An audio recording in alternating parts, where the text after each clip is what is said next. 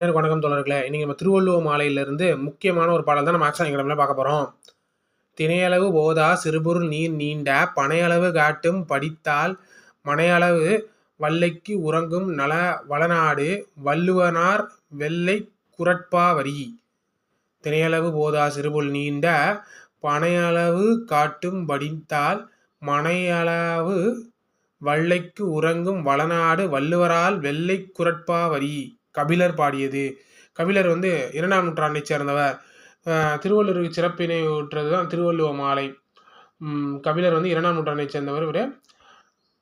ஊமைக்கு ஒண்ணா சிறுபுல்லின் தலையில் தினையளவு சிறு பனி இருப்பது பெரிய மரத்தினுடைய நிழலை கூட அந்த சிறு பனி அந்த புல்லில் இருக்கக்கூடிய பனி காட்டிடும் அப்படிங்கிற மாதிரி இதில் ஊமைக்கப்படுறாரு.